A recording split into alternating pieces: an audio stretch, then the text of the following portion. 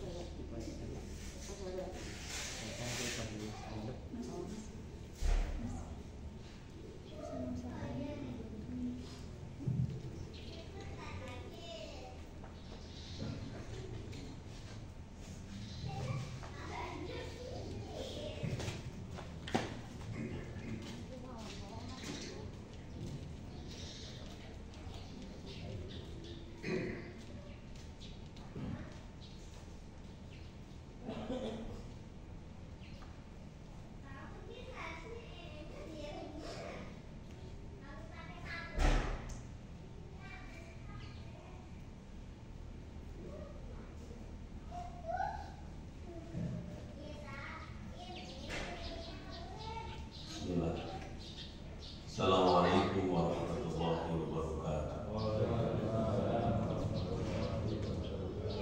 Daun salam sisi sumur, yang jawab salam insyaallah panjang umur. Daun salam daun jahat, yang jawab salam insyaallah hidupnya sehat. Daun salam daun sawit, yang jawab salam insyaallah loba duit. Daun salam daun suci, yang jawab salam insyaallah pergi haji. Daun salam dipetik Cidirot, yang jawab salam insyaallah berangkat umroh.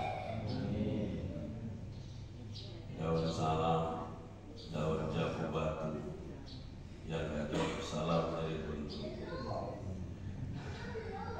Saya ulang salamnya. Assalamualaikum warahmatullahi wabarakatuh.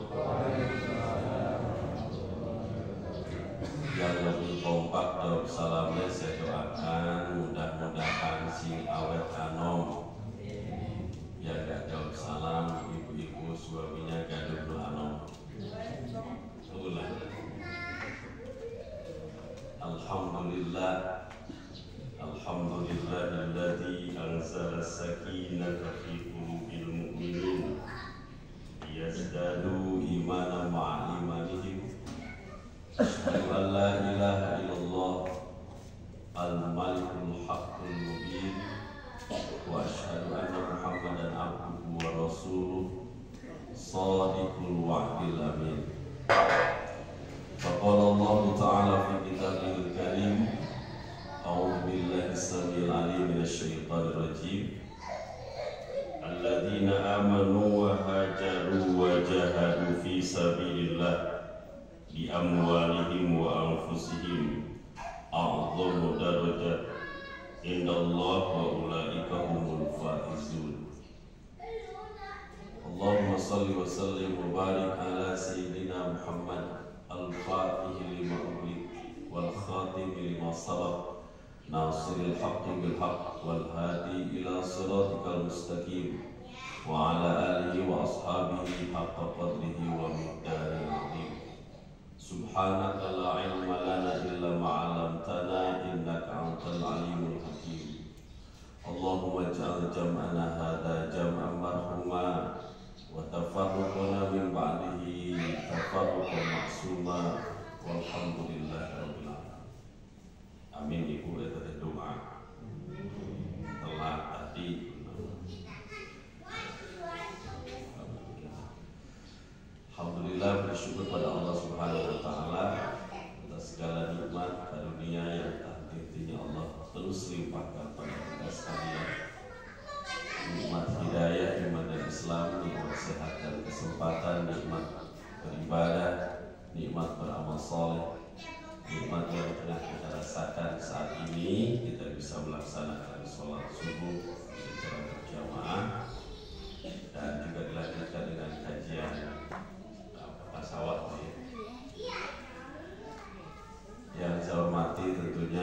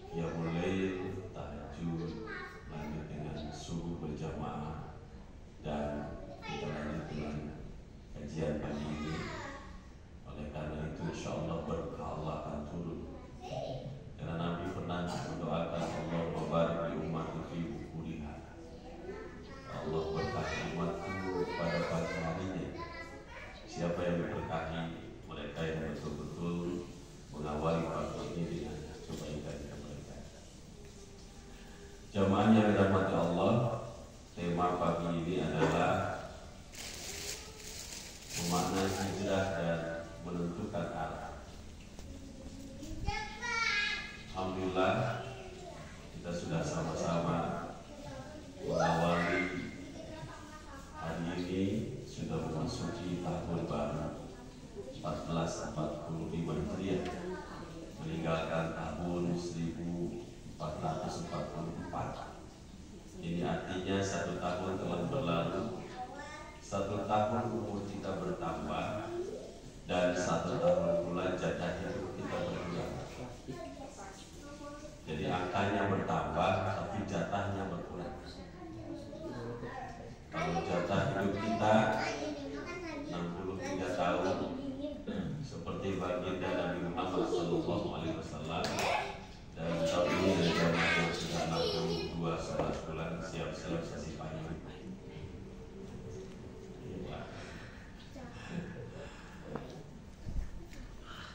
Ini bukan nyingsir, nanti Jawa Barat itu data statistik menyebutkan angka kematian orang Jawa Barat itu 64 tahun. Ini sesuai sabda Nabi ketika ditanya berapa umur umatmu ya Rasulullah, baina sittin wa sab'in, antara 60 sampai 70. Jadi amat sedikit yang melampaui daripada 70 tahun. Jamaah yang dirahmati Allah, tentunya mengawali tahun ini pertama kita harus menghargai waktu, karena waktu itu amat sangat penting. Sampai-sampai Allah bersumpah atas nama waktu, bahkan semua waktu Allah bersumpah.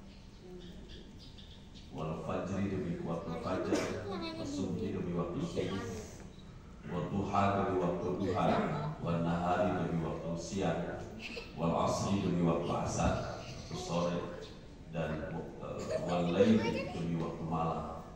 Ini artinya bahwa waktu itu amat penting. Yang kedua, bicara tahun baru Hijriah, ini bicara tentang hijrah. Dan akhir-akhir ini kata hijrah ini menjadi tren dan menjadi brand. Ada pemuda hijrah, ada artis hijrah, ada aki-aki hijrah. Jangan khawatir, aki-aki hijrah. Apa sih makna hijrah? Hijrah itu artinya berubah.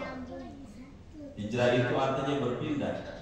Kalau Nabi pernah melakukan hijrah makani, hijrah tempat dari Mekah ke Yathrib, dan kemudian hari disebut Madinah, Al-Munawwarah hari ini, maka setelah Futuh Mekah tidak ada lagi hijrah makani, tidak ada lagi hijrah tempat. Yang harus kita lakukan, karena hijrah itu sepanjang hayat kita harus hijrah, harus berubah. Karena yang tidak berubah itu hanya Allah. Semua kita akan berubah. Kita mulai lahir, beranjak, jadi bayi, anak-anak, remaja, tua. Ini kan perubahan.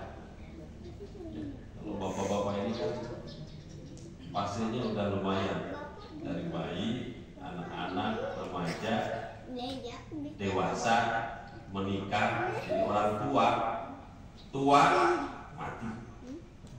Ini rata-rata pastinya tinggal 2 lagi, ya, tua dan mati, gitu ya. Maka bagaimana kita bisa memperpanjang supaya tidak cepat tua dan cepat mati? Jadi kan menikah, jadi orang tua mati. Bagaimana supaya tidak cepat tua dan mati? Berarti kita harus nikah lagi. Ya, nikah lagi jadi orang tua. Nah, supaya tua lagi dan mati, nikah lagi. Tua, nikah lagi, jadi supaya artinya kan perubahan itu sesuatu yang pasti, kita akan berubah. Maka hijrah itu harus berubah menjadi lebih baik. Orang kemudian mengatakan hijrah itu ada yang tadinya pacaran, meninggalkan pacaran, hijrah. Orang yang nggak berhijab, kemudian sekarang berhijab, itu hijrah. Ada orang yang tadi sholatnya di rumah, kemudian sekarang hijrah, jadi sholatnya di masjid, itu hijrah. Dari orang yang tadinya bekerja di tempat yang penuh riba, kemudian dia tinggalkan pekerjaan itu, memilih pekerjaan yang lain yang halal, itu hijrah. Tapi ternyata hijrah itu tidak hanya sekedar itu. Ada orang yang tadinya tidak berjenggot, jadi berjenggot, hijrah. Sampai-sampai orang nggak punya jenggot, jadi pakai jenggot palsu. Apa itu hijrah? Tidak demikian. Ada orang yang tadinya jidatnya tidak hitam jadi hitam. Apa itu hijrah? Bukan itu. Karena nggak semua yang jidatnya hitam itu bekas sujud. Akhirnya ditotok ke letik, didina-dina, bukan hijrah. Nah, jadi yang disebut hijrah itu adalah al-muhajir, orang yang hijrah itu man hajaro manahallahu anhu, orang yang meninggalkan larangan Allah. Jadi kalau orang melaksanakan perintah Allah itu jauh lebih ringan, Pak. Ya, kita mau biasakan sholat berjamaah di waktu subuh. Ini berapa jam subuh? 2,5. Ini masih kalah dengan di masjid saya. Di masjid saya itu 7 jajar. 7 hari nggak jajar kata-kata. Nah, itu kan lebih mudah. Melaksanakan perintah Allah itu lebih mudah. Yang lebih susah itu meninggalkan larangan Allah. Yang tadi, yang biasa pacaran meninggalkan pacaran kan lebih susah. Yang tadinya ekonominya ribawi, ada banyak. Oh, ada banyak. Oh, itu ayah kan? Ayah. Nah, ditinggalkan itu kan lebih susah. Sama halnya dengan Nabi. Kalau kita hijrahnya sekarang lebih mudah. Nabi itu hijrah dari Mekah ke Madinah. Belum ada kereta cepat saat itu. Mekah Madinah itu kalau sekarang naik bis 10, kan ada 2 ya saya. Tergantung permintaan, kalau haji dan umroh, kalau Mekah Madinah itu naik kereta cepat. Kalau naik bis itu sekitar 6 sampai 7 jam. Saya pernah ke sana cuma 1 jam. Sebab di bis hari rasa saja gitu. Nah, naik kereta cepat lebih cepat, antara 1 jam. Dulu zaman Nabi lah bawa kereta cepat, oh, luar biasa itu. Naik kendaraan bermodal itu bentar. Mohon maaf. Kan luar biasa kita hari ini, makanya hijrahnya bukan hijrah makani, tapi hijrah maknawi. Kita harus lebih baik. Itulah makna hijrah. Nah, hijrah itu tidak mudah. Ya. Istiqomah dalam berhijrah itu tidak mudah. Karena banyak juga. Hari ini kita bisa melihat banyak artis yang hijrah. Ada Siren Sungkar, sekarang berapa hijrah. Bu, artis saja kalau ngajinya benar itu berubah hijrah. Siren Sungkar, Saskia Adia Meka sekarang sudah hijrah. Terus yang Pak janda-janda itu bisa Bella itu, Laudia Cynthia Bella itu berubah ya. Terus yang paling Rizky Tagor ya, itu sudah bukan apa, karena mantan semua, mantan orang maksudnya. Itu kan berubah sekarang, hijrah gitu. Artis aja kalau langsung benar kan, itu hijrah. Dia kurang artis lain, nggak mau berhijrah gitu. Ini kan kebangetan. Nah, artinya hijrah ini harus istiqomah. Banyak juga yang hijrah berubah lebih baik, tapi karena nggak istiqomah itu berubah lagi. Banyak kan artis yang kemudian pakai hijab balik lagi, ada bu banyak karena tidak istiqomah. Yang berat itu istiqomah, karena yang ringan itu istirahat bu. Yang berat itu istiqomah. Maka hijrah itu perlu arah agar istiqomah. Maka bagaimana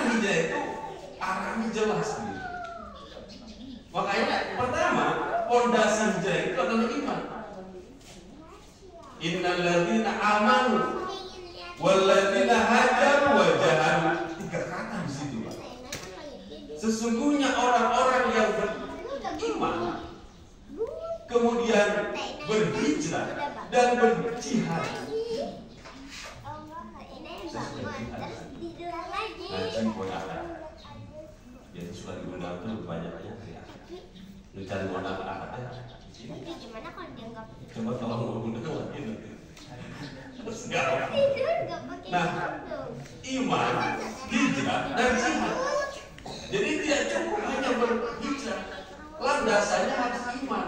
Kalau nggak iman, rapuh.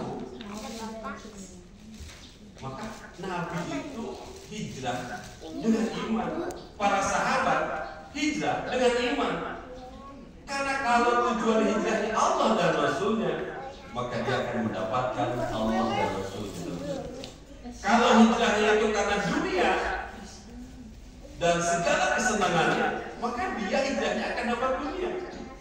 Dan kalau motivasi hijrahnya karena wanita, maka dia hijrahnya akan mendapatkan wanita yang dia inginkan.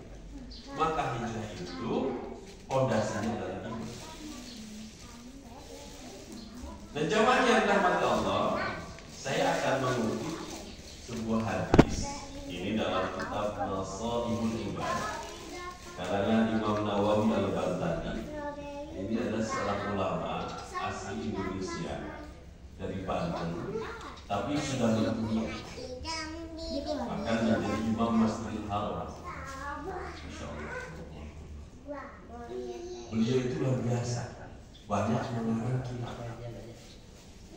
Salah satu kitab yang dikarang beliau itu adalah kitab Nasaihul Ibad, nasihat untuk para hamba. Nah, di makalah yang keempat itu beliau mengutip hadis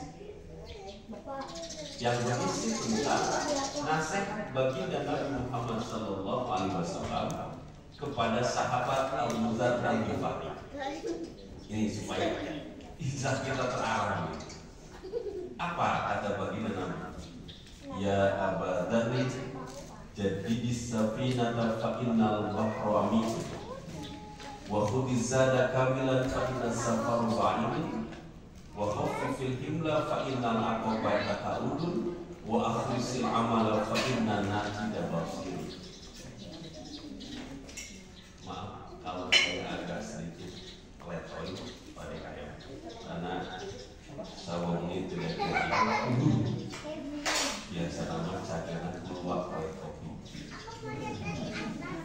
biasa. Ini bukan minta biasa. Nah, pesan ini disampaikan dalam bahasa kiasan. Ini hadisnya luar biasa, bahasanya unik dan indah. Apa? Ya Abu Dzar, jadi safinata fa innal bahru amitun wa khudhiz zada kamilan fa innas safaru ba'id wa khudhil himla fa innal aqabata ta'udun wa akhlisil amala fa inna naqida basirun. Wahai Abu Dzar, ini pesannya memang kepada Abu Dzar Al-Ghifari, tapi maknanya bukan hanya pada beliau, ini pada kita semua. Jadi mudah-mudahan ini momentum hijrah ini kita bisa arah hijrahnya bisa kepada sesuai dengan apa yang disampaikan Nabi. Wahai Abu Dzar, perbaharilah perahumu karena lautan itu sangatlah dalam. Ini bahasa kiasan.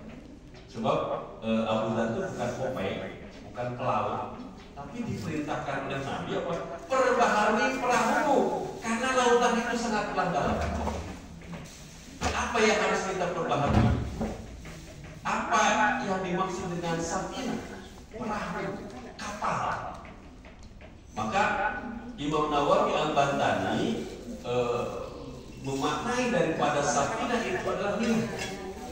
Jadi pertama yang harus kita lakukan, kita harus memperbaharui niat. Ya. Niat kehidupan ini apa? Niat kita di dunia ini segala sesuatu adalah ibadah, dan ibadahnya harus lillah karena Allah.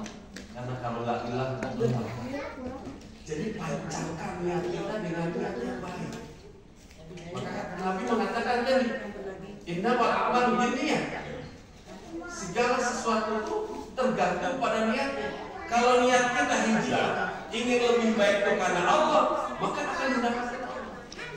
Tapi kalau sebaliknya, hijrahnya itu karena dunia dan segala keindahan di dalamnya, maka kita akan mendapatkan dunia. Maka niat ini perbaiki diri. Yang kedua, para ulama menyebutkan yang disebut sakinah itu adalah iman.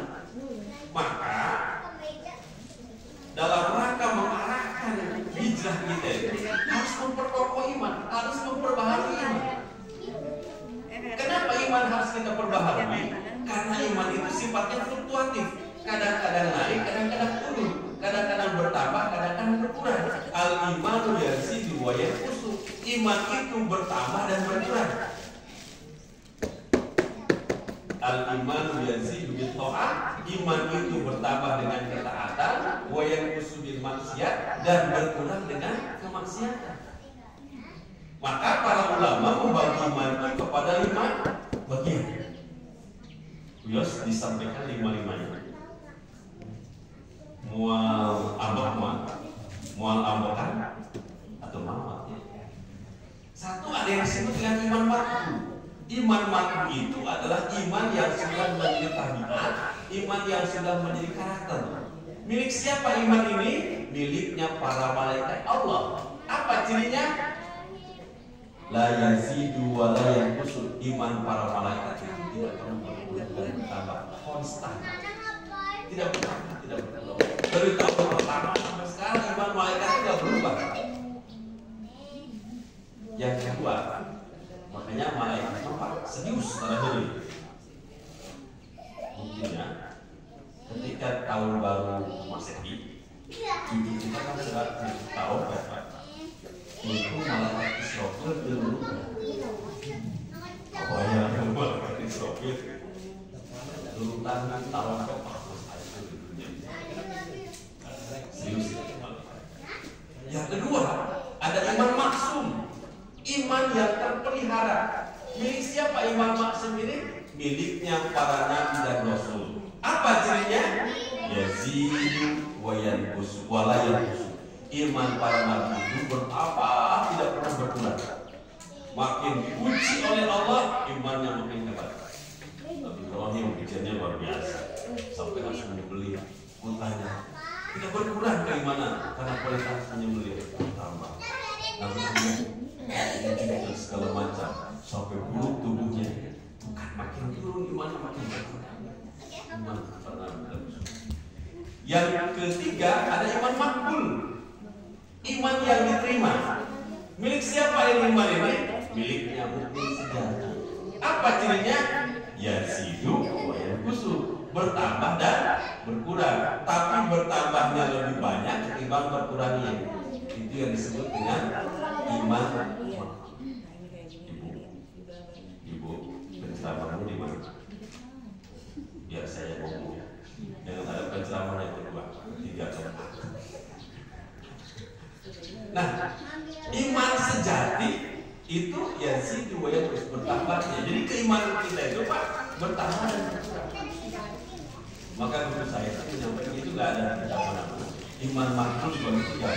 Satu ada iman sejati, dua iman pedati, tiga iman merpati. Iman apa itu yang disebut iman pedati? Iman yang pasif. Iman pedati itu tergantung pada daya tarik dan dorong. Kayak pedati itu bisa bergerak maju mundur kalau ada kuda yang menarik atau yang mendorong. Nah, iman kita tuh kayak gitu kadang-kadang tergantung daya tarik. Ya. Ya. Kalau enggak, ibu kenapa kan pengajian dari nyamper, bilang mau disampaikan nah ini gitu ya, tata tarik sih. Terus, Pak kenapa nggak ikut pengajian? Nanti di Allah, lalu pengajian. Ayo Pak gitu. Jadi daya tarik dan daya tarik itu berkurang. Yang kedua ada mukmin merpati. Mukmin merpati ini adalah keimanan yang sangat bergantung pada iming-iming materi, Pak. Ya, merpati itu kan gitu. Kalau dia udah jago kumpul, ya jago nakal ikut. Ada. Ibu, tumben ada ikut pengajian lumayan ya konsumsi. Konsumsi ya kan? Bawa, ada. Gimana tuh merpati? Nah, jadi tergantung pada iming-iming materi. Nah, kalau mukmin sejati itu tidak bergantung pada iming-iming materi, tidak bergantung pada daya tarik. Imannya itu mantap, ya. Ngaji rek ayat batu ngaji rek lalu rek parowe rek hujan gede. Itu iman sejati. Empat, ada iman maktum, iman yang atau maupun iman yang ditangguhkan. Siapa? Imannya ahli bid'ah, ya. Iman yang tercampur dengan perbuatan-perbuatan bid'ah. Itu cirinya sama, yazidu wa yanqusu, tapi yang kusunya lebih banyak ketimbang yazidu, berkurangnya lebih banyak daripada bertambahnya. Nah, yang keempat itu kelima itu ada yang disebut dengan iman mardud, iman yang kuat. Siapa pemilik iman ini? Pemilik iman inilah orang-orang munafik. Ya. Orang munafik itu imannya mardud, ditolak. Ya. Cirinya sama. Yazid wa yanqus, tapi yanqusnya lebih banyak. Makanya Umar bin Khattab itu pernah sesumbar, aku lebih takut kepada orang munafik ketimbang orang kafir. Kalau kafir itu jelas musuh kita, tapi kalau munafik itu seperti musang berbulu ayam, serigala berbulu domba. Beda, Bu. Lihat lagi kamusnya panjang buat. Nah itu kan seperti itu. Orang munafik itu idharul iman bil lisan wa kitmanul kufri bil qalbi.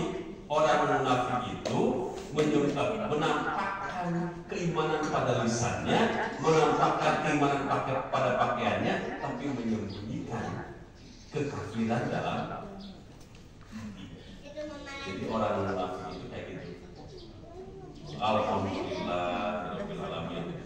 Saya senang padunya di sini karena ayah langsung gitu dulu ya. Cuma di samping senang juga ada rasa khawatir gitu. Khawatir sekali, takut ada kopi amplop gitu. Tapi aman ya, di mana aman ya? Aman ya punya, mau dimudahan ya. Aku jadi rokok, enggak saya nggak perlu. Kalau merokok dulu nanti kita bahas lagi tentang kalau rokok. Nah, jadi yang pertama kita perbaharui. Makanya kata Nabi,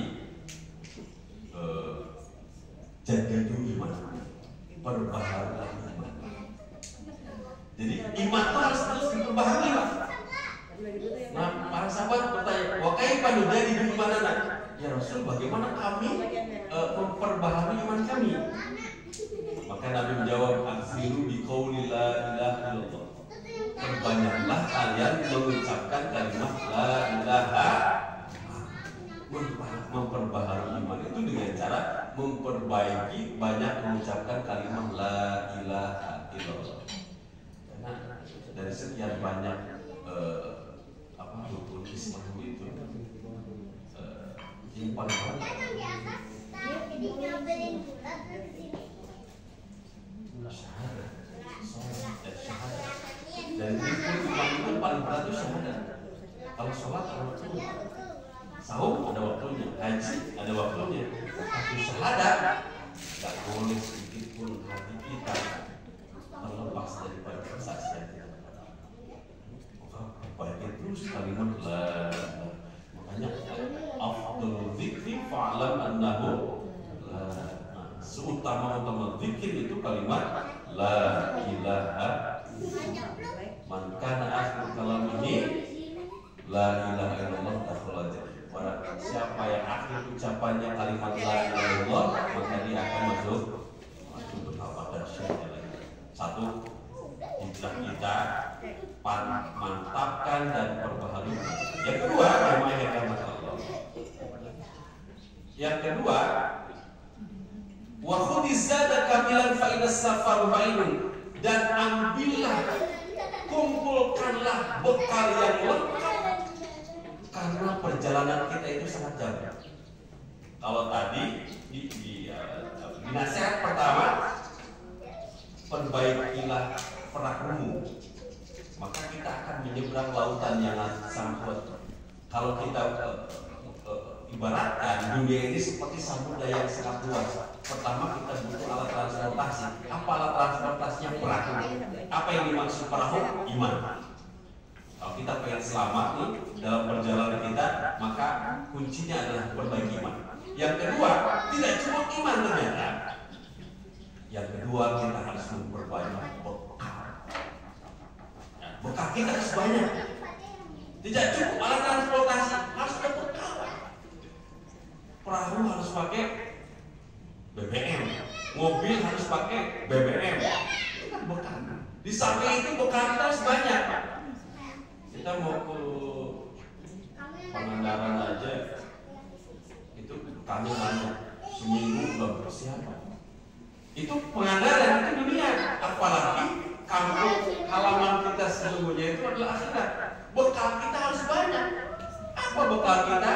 Allah menyatakan wa tazawwadu fa inna khairaz zadi taqwa, dan berbekalah karena sebaik-baik bekal adalah takwa. Jadi yang harus kita perbanyak itu adalah bekal ketakwaan. Maka para ulama banyak mendefinisikan kalimat takwa. Ada imtithalul awamiri wa ijtinabun nawahi, melaksanakan perintah Allah, meninggalkan larangan Allah, itu takwa. Kalau Imam Ali bin Abi Thalib beda lagi, ada 4 karakter ketakwaan. Pertama, orang takwa itu al-khaufu minal jalil, takut kepada Allah. Jadi orang takwa cirinya takut pada Allah. Kalau di sini bapak-bapak takut sama istri, itu punya syirik, musyrik. Kalau ada suami takut istri, itu syirik. Sebab takut itu hanya kepada Allah. Makanya ibu mohon maaf, ibu akan sukses dari istri kalau membuat suami itu tidak cukup. Ini jangan buat suami lagi. Cuma suami pulang kerja dioprek HP nanti dibuka, suami mandi dan suaminya lebih pintar namanya kayak pada istri musnah. Buat suami itu jangan takut. Maka kata guru saya, istri solihah kecilnya 3 yang memiliki 3 M: menyenangkan, menenangkan, dan menggairahkan suami. Itulah istri solihah. Kata guru saya juga, ini nggak ada di kitab manapun. Istri soleh itu yang punya 3 Ibu tahu isi yang kita ngaji, mantap. Suami bakal tenang hidupnya kalau istri kita ngaji. Jadi kalau mau malah ini nyulain ngaji.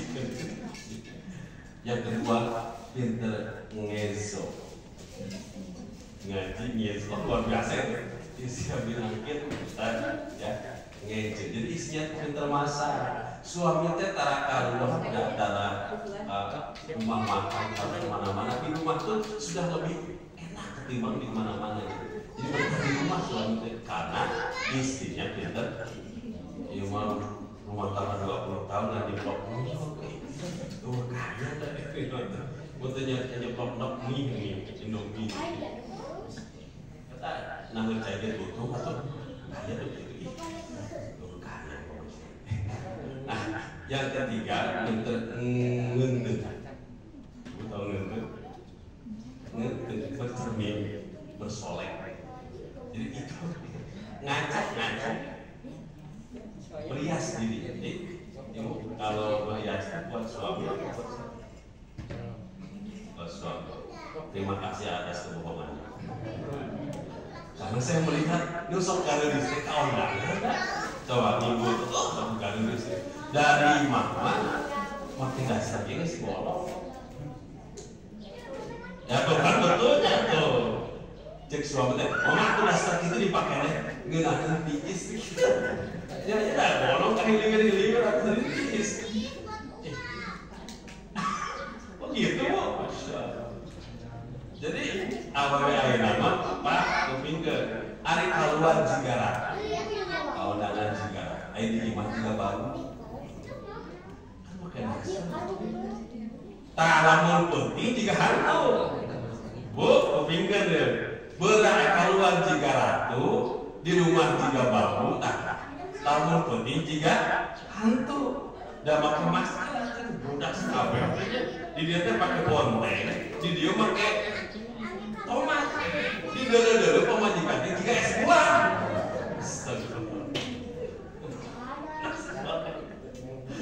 Bener ini persis bisa. Nah, jadi istri solehah itu yang membuat suami tenang. Ini ada 4 karakternya tidak akan saya bahas semua. Nah, artinya ketakwaan itu penting Pak, bekal kita di akhirat. Maka manusia itu memiliki 2 dimensi dalam kehidupannya. 1 dimensi fisik jasmania, yang kedua psikis rohania. Manusia itu 2 dimensi fisik jasmania, psikis rohania. Karena kalau manusia hanya terdiri dari jasad saja, fisik saja namanya apa? Bangke. Lalu manusia hanya rohania saja, psikis saja namanya apa? Uka-uka. Jadi harus dua itu bisa hidup itu kadang dua. Nah, cuma sayang kita itu kadang sering memanjakan fisik kita ketimbang rohani kita. Orang Sunda mengatakan ayam kurung, ayam kuring. Tak ini mah kurung Pak. Bu, ini mah kurung. Kuring mah apa? Rohani. Kurung mah bakal bilantungan. Lamun kuring mah bakal balitungan. Ingat itu. Kurung mah ijazah kurang kurung. Udah meninggal dimakan cacing habis. Tapi kuring rohani kita bakal balitungan, bakal mempertanggung jawab. Tapi kadang-kadang kita itu lebih fokus mengurus jasmani kita ketimbang rohani kita. Betul Bu? Coba ibu, ya Allah dandan rekodan ada 1 jam. Mandi wae 2 jam setengah. Salah kita kedua sih bekas rekodan. Dilatih perempuan karena lebih fokus kepada jasmani. Terus, Bu, ibu sakit, dibawa ke dokter, dokternya pun spesialis. Sakit jantung, datang ke dokter spesialis jantung. Ya, sakit mata, datang ke dokter spesialis mata. Sakit tenggorokan, datang ke rumah sakit, dokter spesialis THT. Sakit stroke, datang ke dokter spesialis saraf. Spesialis, karena tubuhnya sakit. Pernah nggak ibu jasmani, rohaninya sakit dibawa ke dokter mana ibu? Ibu telah sholat duha, telah sholat ya Allah merasa sakit nggak? Ya. Atau nggak pernah tahajud merasa sakit? Nggak. Tara tilawah Quran itu tuh penyakit rohani itu. Sombong. Pernah nggak merasa tuh langsung datang ke dokter spesialis sombong ya? Itu lebih fokus pada fisik kita ketimbang psikis kita, ketimbang kepada rohani kita. Padahal dunia itu kan sebentar. Dunia itu ibarat terminal. Dunia itu ibarat bandara. Dunia ini ibarat halte. Di halte kita berkelana, nunggu angkot. Udah ada angkot berangkat. Di terminal kita nunggu bis sebentar, nggak lama. Kita di bandara pesawat, nggak lama. Tujuan kita bukan terminal, bukan bandara, bukan halte. Tujuan kita bukan kita tuju. Ayo buka. Kalau yang itu kayaknya HP ayah aku. Orang Garut cerita kilo Soalnya ayah aku yang nyiapin kayak gitu. Untuk kedua, seger jika jeruk. Kan hanya kau mau nak berubah. Benar. Jadi ada tujuan akhirnya. Tujuan kita bukan dunia, tujuan kita akhirat. Tujuan kita bukan fisik. Maka perbanyaklah bekal untuk memperbaiki rohani kita, ketakwaan kita. Ini penting. Ya. Tilawah Quran, tahajud, duha dan ibadah-ibadah yang lainnya, itulah bekal kita untuk menjemput kelahiran.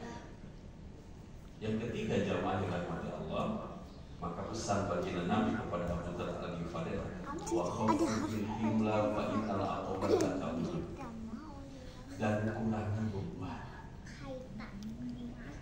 kurangi beban, karena apa namanya, perjalanan itu sulit, sulit dilalui.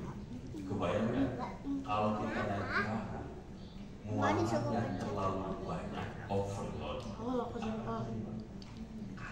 Nah, maka dalam hidup kita pun jangan banyak beban. Ikut di tempat aku sih, di tempat bisa tuh.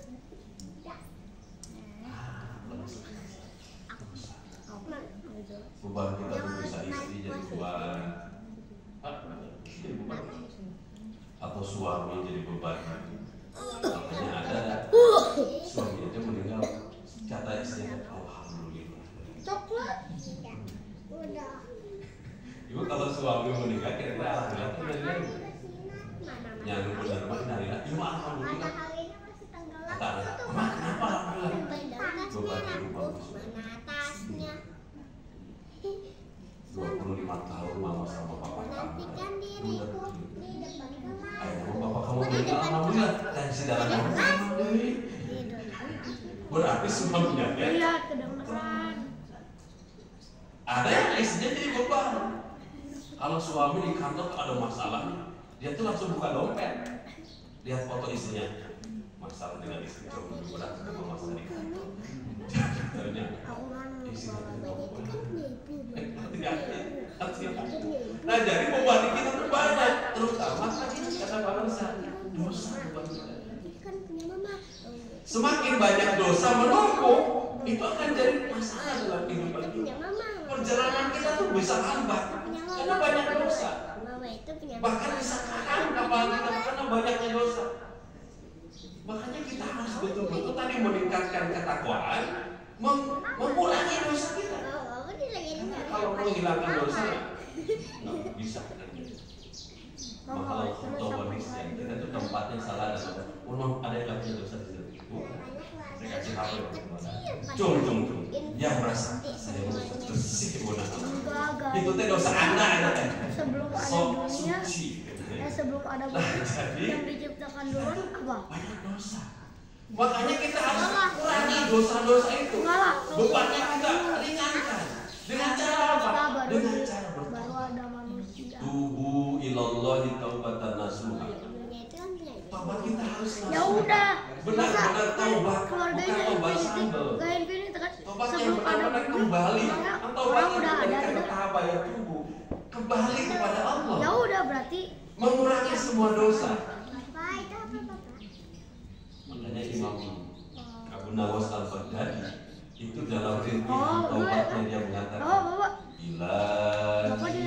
ilas tulil fidau si ana wala aqwa alan nabil jahim. Ya Allah, aku tidak layak masuk ke dalam surga.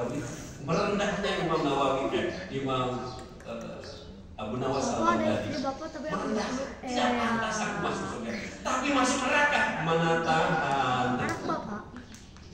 Oleh sebab itu ya Allah, ampuni dosa-dosaku, terima tobatku itu. Terus Zunubi mihitu ada beriman. Ya Allah, dosa itu sebanyak apa dosa kita? Dosa kita itu sebesar pasir yang terhampar di sisi Allah. Kebayang bu? ke Pangandaran, ambil pasir 1 genggam, coba Bapak ada Pangandaran. hadiahnya, Bapak ada stikernya nggak? Eta segenggam Pak. Apalagi dosa kita itu seperti pasir yang terhampar di sisi basisir, di sisi pantai. Kita begitu. Aku mau yang itu, aku mau yang tengah, aku mau yang ini, aku mau yang itu. Nah itu aku. Apalagi Ini kita akan ditimbang. ini Ya. kali berarti ya. Dia umil mizan akan ditimbang amal kita. Nah akan dikali timbang tuh loba haram jadah batan ibadah, loba kufur batan syukur, loba maksiat batan to'at besar pasak daripada tiang. Itu belum ada album. Iya ya. Berarti kalian berdua dapet. Kita mah dapetnya kayak gini. Apa ada banyak. Ini kita mah ya 1, 2, 3. Aku mah semuanya. Nggak tahu tadi. Isi amal fa inna kita Bapak coba pinjam kereta coba. amal Itu tadi beda sih. Coba ambil. itu adalah zat yang Ambil. rahmat Allah Subhanahu wa taala. Aku mau gudeng. Maka sebesar apapun modal kita, sebesar apapun bekal kita, Kecil aja kan, tapi dipaksa, maka apa yang akan sia-sia. Nyumbang ke masjid 10 juta, 100 juta, 1 M sekalipun, kalau landasannya bukan karena ikhlas karena Allah, maka sumbangan sebesar apapun akan hilang, akan nol, tidak ada apa-apa. Maka diterimanya amal itu ada 2 cara. Yang pertama, ikhlas niat, ikhlas yang karena Allah. Yang kedua, Rasul, amal itu berdasarkan mengikuti sunnah Rasulullah SAW.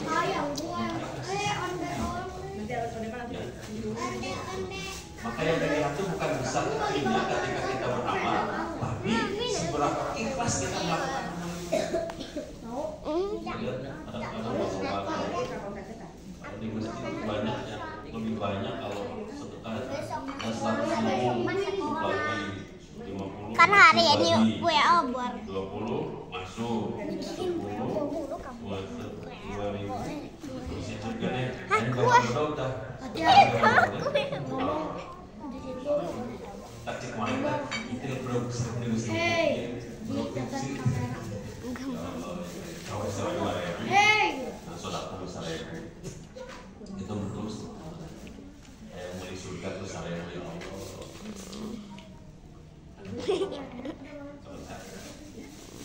Jumat tadi yang milih ayamnya 2.000 lumayan. Ya kalau kali. Lihat ada aku loh. Aku mau. Langsung dia sungkur ke kotak Eropa.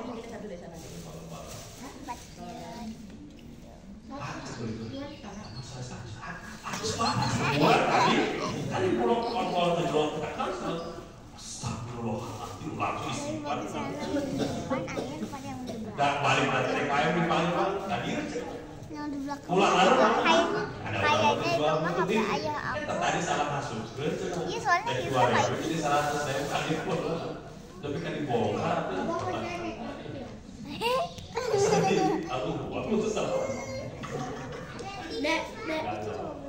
Jadi Bu, apa itu ikhlas? Saya sederhanakan 2 menit lagi. Ikhlas itu seperti kopi. Ibu suka bikin kopi kan buat sore. Tapi supaya romantis ngasih kopi begini. Ayah mau kopi apa pipi? Jadi semangat suami. Ayah mau dua-duaan kopi ayah, pipi ayah. Ayah mau teh dulu, apa mau dulu teh? Jelas. Sebenarnya suami istri atau bu? Mau teh manis apa mau teh manis kan enak. Kita tuh jadi betah di rumah. Nah jadi ikhlas itu seperti kopi. Kopi. Salah contohnya dengan kopi hidung. Kopi kan hidung sebetulnya. Nah kopi kan hitam. Yang terlihat dari kopi itu gula apa hitam? Kopi hitam. Tapi yang kalau kopi kurang manis yang ditanyakan gula.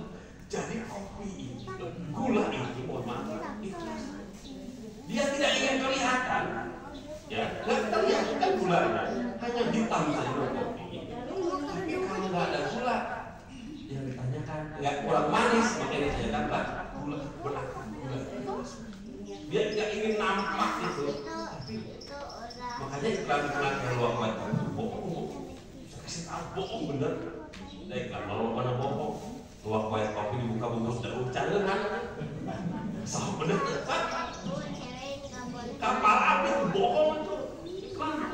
Dibuka bungkusnya tuh kapal api. Yang bener mah cuma satu iklan apa? Sarung gajah dulu. Dibuka sarungnya ada kelalaian. Langsung dilalu. Travel atau saja. Seperti itu. Nah, maka gula itu. Yang kedua, ini contoh buat ibu. Ikhlas itu seperti kalau sayur itu kan ibu bikin sayur asam itu yang kelihatan uyah, garam atau sayuran. Jamur si dulu tuh garam atau dibandingkan bisa lagi. Tapi kalau sayuran itu kurang asin, yang ditanya uyah. Maka uyah itu nggak mau kelihatan amalnya itu, tapi dia menjadikan cita rasa sayur itu. Bangunan ini kapan direnovasi? Nah, ini kan yang paling kuat kan fondasi. Fondasi di mana? Di bawah, nggak kelihatan. Malah yang kelihatan cuma cat, genteng kan itu nggak penting-penting amat. Ini nggak dicek juga jadi bisa pakai sholat, tapi fondasi menguatkan. Tapi yang kelihatan itulah ikhlas. Maka apa kita itu harus kelihatan. Yang dinilai Allah. Ini kan banyak amal yang besar jadi nol gara-gara kita ingin terlihat orang. Dari Mekah ke Bayar, lecek Ka'bah itu pakai selfie.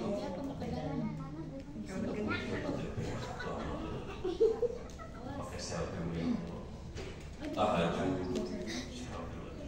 OTW rakaat kedua, bisa ke tahajud selfie. Lama-lama ibu-ibu ngantar anak atau di posting di Instagram atau ngantar anak dulu ya. Kamu tidak mau anak sendiri, ada tertinggal ini. Cari dong, foto atau dah foto di status. Saraki gering di foto, lain diurus di foto di status. Itu saya apa nih salah kita pun abel. Bu urus saraki lain di foto tadi. Udah ya, 4 hal tadi. Pertama dalam menata hijrah tahun 1445 ini pertama kuatkan keimanan, tingkatkan keimanan. Yang kedua berbanyak bekal ketakwaan. Yang ketiga kurangi beban kita, dosa kita. Yang keempat ikhlas dalam beramal. Inilah panduan Nabi agar arah hijrah kita itu benar, agar koridor tracknya itu benar, tidak keluar lagi, sehingga ketika mantap kita hijrah melakukan kebaikan kita istiqomah. Jemaah yang dirahmati Allah, tidak banyak karena sudah banyak yang bisa saya sampaikan. Mudah-mudahan ada manfaatnya. Mohon maaf atas segala kekurangan dan kesalahan tidak bisa melihat. Assalamualaikum warahmatullahi wabarakatuh.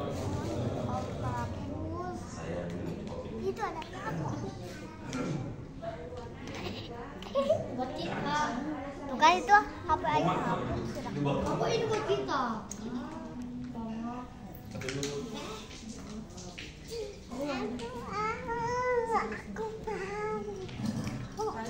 Subhanallah, alhamdulillah, wala ilaha illallah, wallahu akbar. Setelah pada Ustaz yang telah membawakan tema yang begitu menarik.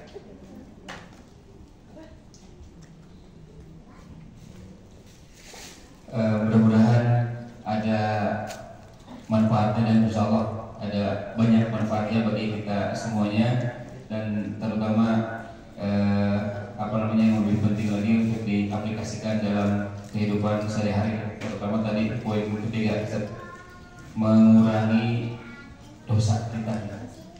Mudah-mudahan pada kali ini juga kita lebih berkah pertemuan kajian kita pada kali ini. Sebelumnya mohon doa ya